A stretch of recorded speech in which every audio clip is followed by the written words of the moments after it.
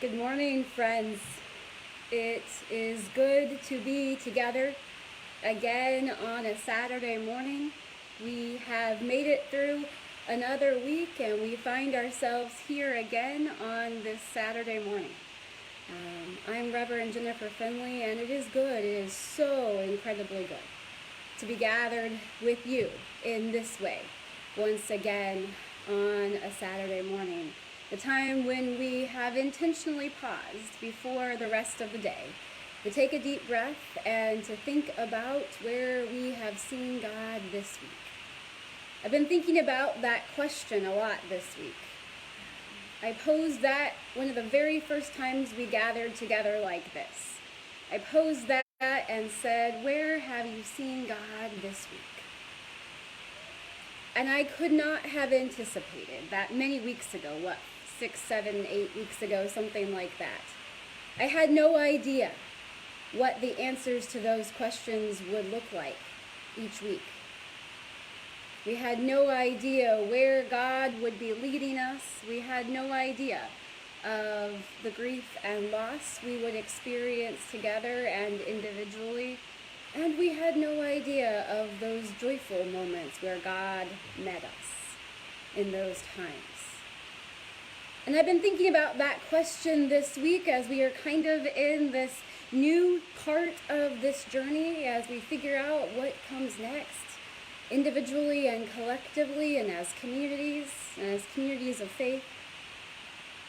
And I've been thinking about the fact that this week God has met me and I have found God's presence in books.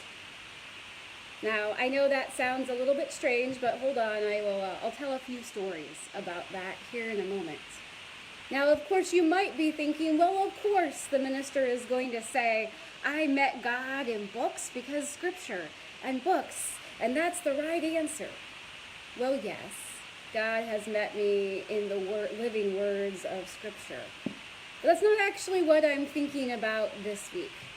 I have been thinking about the actual physical act of holding and touching books. And again, that may seem strange, but hold on, travel with me for a few moments.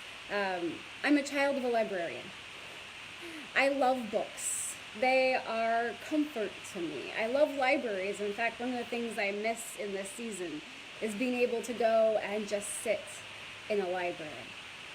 Hopefully that will be a thing again at some points down the road. You know, every time I have moved and I've packed up all of the books and put them in boxes, I've looked at them and thought, well, I don't really need that book. That one way back from undergrad, I don't read it very much. I probably haven't pulled it off the shelf. I should just get rid of it or pass it along to someone who could use it. And every single time, of course, I haven't done that because I've thought, well, my books, they've traveled with me so far. They're like long-lived friends. I know there are some of you out there that completely understand that sense, not being able to lead your book collection.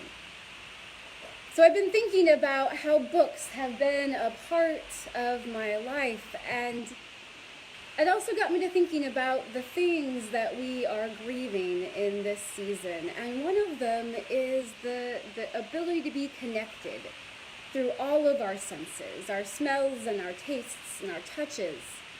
We have thought about, I think, how we have lost that ability to be connected to a larger community through hugs or handshakes or a hand on a shoulder, and we've grieved that to a certain extent.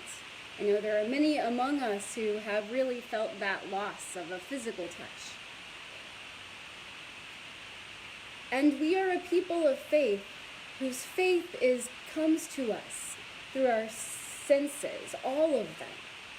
We are a people, God said, taste and see, for the Lord is good. Well, we're used to being able to look and see and smell.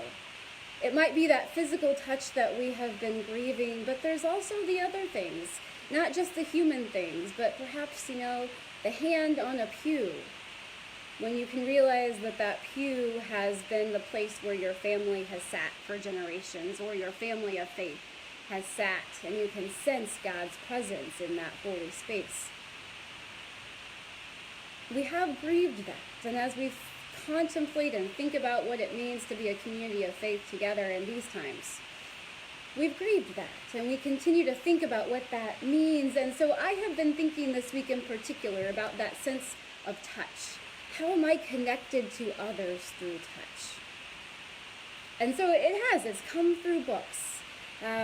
Several years ago, in June, I guess it was June of 2014, I was preparing for a major milestone in my faith journey and my ministry journey. I was a few weeks away from ordination, which those of you who know Methodist land know that's a long journey. And my grandmother had invited me into her apartment, and she was still living at the time, and she said, I have 2 boxes of books for you. She had 2 boxes prepared, and they had my name on them, but she wanted to sit down, and she pulled out the books one by one, and she wanted to tell me about them and their stories and what they meant to her. And one box she referred to as the secular box, and one box she referred to as the religious box. And the religious box had some family Bibles and some things and hymnals, and those of you who will worship with us tomorrow at 9:30 online will hear some of that story, because that was an important piece. But it was the other box of books that caught my attention, because she had selected them specifically from her collection, ones that were important to her and she wanted to pass along, make sure I heard their stories. Some of them are up here. This one was her copy of Little Women. And we sat and we talked about why that book had become important to her. And I thought about that earlier this year when the new movie of Little Women came out. But as we sat and as we talked and I heard her stories and her stories of faith, it was an important moment. Now, she's been gone for 5 years now. But this week, as I've physically touched these books and read their words, I know I am connected to her and her faith and all those who have gone before me in the faith. And so it got me to wondering, even in this time, how is our sense of touch helping us be connected to each other, to those of the faith who have gone before? Perhaps especially on this Mother's Day weekend, we are thinking about those who are with us, but those who are absent as well, those that we can't physically be with. And so I invite us, as you move through this Saturday, to really think about the tangible ways, the smells, the touches, that we are linked together. Because we are. Because we are a people of faith who, the big word for it is incarnated, but we show up in person for each other. And that's harder right now, but I think if we use our imaginations and our lenses of faith, we know that we are connected. So, whatever it is for you today, whether it's baking and the tastes and smells of baking, or whether it's reading and the touch and smell, old books smell wonderful. Whatever it is this today and in the days to come, know that we are all connected in the faith, to those who have gone before us and those who are watching with us. And that is good, amazing, joyful news today, because we are never, never alone in our faith. Whatever this day brings for you, know that you are not alone. Go in peace, my friends. Amen.